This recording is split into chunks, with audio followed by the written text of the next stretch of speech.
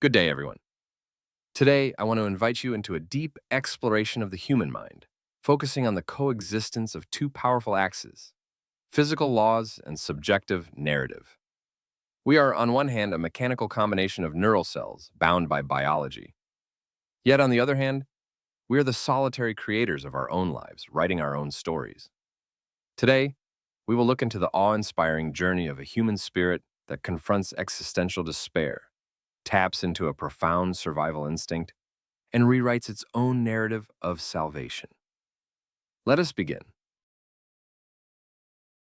To truly understand the mind, we must first critically examine why traditional psychoanalysis has been pushed to the fringes of modern mainstream psychology and psychiatry. This displacement stems from two distinct limitations. First, there is the challenge of empirical falsifiability. Karl Popper famously argued that psychoanalysis is unfalsifiable and therefore unscientific, because it deals with an invisible, unquantifiable unconscious that cannot be easily measured or disproven in a lab. Second, it faced an economic hurdle. The classic psychoanalytic approach requires years of frequent, intensive sessions. In a fast-paced world, it naturally lost ground to short-term, goal-oriented practices, like cognitive behavioral therapy, or CBT, or immediate chemical interventions designed to quickly soothe the brain. And yet, psychoanalysis possesses a powerful weapon that purely mechanistic psychology cannot replace: the recreation of meaning.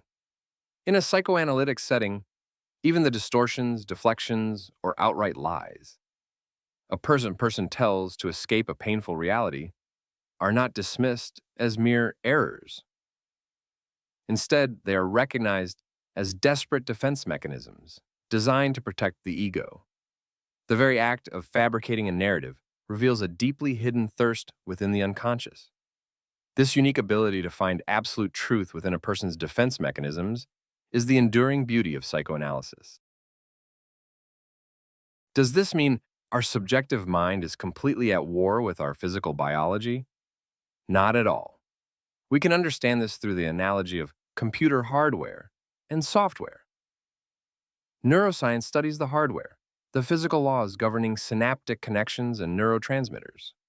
Psychoanalysis, however, reads the narrative of the operating system and applications running on that hardware. The bridge between these two worlds is neuroplasticity. Modern science proves that abstract, emotional conversations and cognitive reinterpretations in therapy actually physically rewire the brain's neural networks. The physical and the metaphysical do not oppose each other. They actively shape and weave one another into existence. Throughout human history, perhaps the most profound symbolic model showing the convergence of the physical and the metaphysical is Jesus. Even during the extreme physical destruction of the crucifixion, where his neural cells and nervous system were experiencing ultimate agony, he refused to let the physical trauma dictate his mind. His declaration, "Father, forgive them, for they know not what they do," represents a momentous cognitive leap. He looked past their blind, unconscious mechanisms and chose to frame the event within a transcendent narrative of forgiveness and love.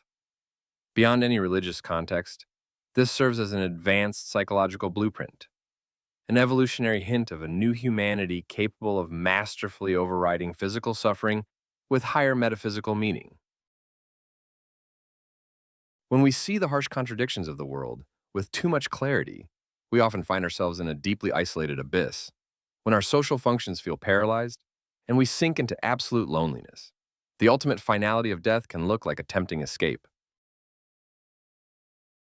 However, the desperate instinct that screams, "I want to live," from the bottom of that abyss, is not a sign of weakness. It is the manifestation of the salvation narrative, the hero's journey, that evolution has carved into our DNA over millions of years to help us survive. It is the ultimate victory of human resilience, choosing to leap out of the dark and back into the complex, beautiful paradox of living. To navigate this life, we have been given different therapeutic tools. Psychoanalysis is like a deep-sea submarine, diving into the dark oceans of our subconscious to lift the heavy anchors of past trauma. On the other hand, Cognitive therapies and neuroscience are like precision engineering tools, immediately repairing faulty sensors, rerouting thoughts, and fixing the brakes during a crisis. Throughout our lives, we need both the deep exploration to forgive our past and the practical, immediate strategies to keep ourselves safe in the present.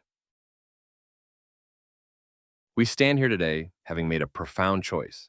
Instead of choosing the easy period of an ending, we choose the heavy, complex, yet incredibly courageous path of living on.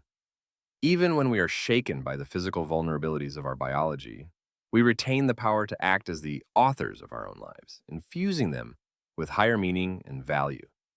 Anyone who chooses to endure this intense coexistence and reclaims their will to live has already accomplished a profound act of self-salvation.